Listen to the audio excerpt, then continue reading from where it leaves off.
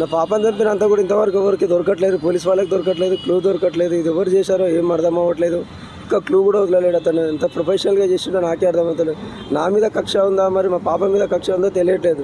ఈ కొందరు ఛానల్స్ ఏం చేసి యూట్యూబ్ ఛానల్ వాళ్ళు ఏం చేస్తే తండ్రి చంపిండు అని చెప్తారు. వాళ్ళకు కొద్దిగా చెప్తున్నాను బాగుండదు. ఎందుకంటే వాళ్ళు కడుపుకు అన్నమే తింటారు, వేరే తింటలేరు. కొద్దిగా ఆలోచించి చేయండి. ఎందుకంటే తండ్రి చంపుకునే పరిస్థితి ఎవరికి ఉండదు. అదే మీరు ఆలోచించండి, అంతకుని పట్టుకునే ప్రయత్నం చేయండి మీరు. అంతేగాని నా మీద తోయడం ఇది న్యాయం కాదు. ఎప్పుడైనా సరే అంతకుని పట్టుకోవడానికి ట్రై చేయండి సార్. మీరు అందరూ కలిసి మీరు నేను పోలీసు వాళ్ళకి చాలా సహకరిస్తున్నాను. నేను 100% సహకరి. ఎప్పుడు పిలిస్తే అప్పుడు వెళ్తున్నాను, చెప్తున్నాను. నేను చెప్తున్నాను నువ్వేం జరిగింది, ఎట్లా జరిగింది అన్నీ క్వశ్చన్స్ వేసిండు. వాళ్ళందరూ వేసారు. నేను కూడా అదే చెప్పాను. ఈ విషయం కంటే నాకు ఎక్కువ తెలియదు. నా మీద పగ ఉంది అని ఆలోచన ఉందంటే కూడా ఎవరితో నేను ఎక్కువ కొట్లాడాను. ఏంది అసలు నాకు ఏం అర్థం అవ్వట్లేదు. వీళ్ళు ఎప్పటి నుంచి నన్ను ఫాలో చేస్తున్నారో నాకు తెలియట్లేదు. నా పాప మీద కక్ష ఉందా, నా మీద కక్ష ఉందా అసలు ఏం తెలియట్లేదు. అతను దొరికిన వరకు నేను వెయిట్ చేస్తా, ఫైట్ చేస్తా. ఒక 10 ఎన్ని రోజులైనా సరే ఫైట్ చేస్తాను సార్. నేను కంపల్సరీ వాడు దొరకాలి నాకు. ఎవరి మీద డౌట్ అంటే నేను ఇట్లా చెప్పగలుగుతా సార్. నేను వీళ్ళతో కొట్లాడినా అంటే, వీళ్ళతో గట్టిగా కొట్లాడినా అంటే చెప్పగలుగుతా వీళ్ళతో కొట్లాడుతున్నా అని చెప్పి. నేను అంతా పెద్ద ఎవరితో కొట్లాడాను. నేను ఒక బిజినెస్ చేసుకుంటాను. బిజినెస్ అంటే అందరితో మంచిగా ఉంటేనే నాకు బిజినెస్ బాగుంటుంది.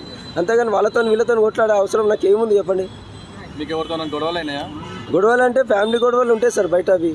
అవి 2 years బ్యాకే ఫ్యామిలీ గొడవలు తప్ప ఏం లేవు నాకు. ఇంకా బయట ఎక్కడ లేవు గొడవలు. అనుమానం అంటే నేను ప్రాక్టికల్గా ఎవరికి చెప్తలేను సార్. అనుమానం అంటే ఎట్లా చెప్పాలి? ఇప్పుడు మేము ఎవరైనా నాతో కొట్లాడినంటే వాళ్ళకి పేరు చెప్పగలట గట్టిగా. ఈ రీసెంట్లో ఏమైనా కొట్లాడేదంటే ఎక్కడ లేదు. ఒక 8 months నుంచి ఎవరితో కొట్లాడలేదు, ఏం లేదు. అన్నీ హ్యాపీగా ఉన్నా, హ్యాపీగా వెళ్తుంది ఫ్యామిలీ. కానీ ఈ సడన్గా ఇంత సిచ్యువేషన్ వచ్చిందంటే నేను ఇట్లా తట్టుకోలేకపోతున్నా సార్. ఈ బాధ నేను ఎవరికి ఏం చెప్పాను. చిన్న పాప సార్. నేనే డ్రాప్ చేస్తాను, నేనే తీసుకొస్తాను ఆమెని. అసలు నేను నమ్మను. నా పాప ఇంటికాడ ఉందంటే 2-3 సార్లు కూడా వచ్చి చూస్తుంటాను నేను. ఆ రోజు ఏందో సంఘటన మొత్తము అక్కడ జనాలు లేరు, ఎవరు లేరు.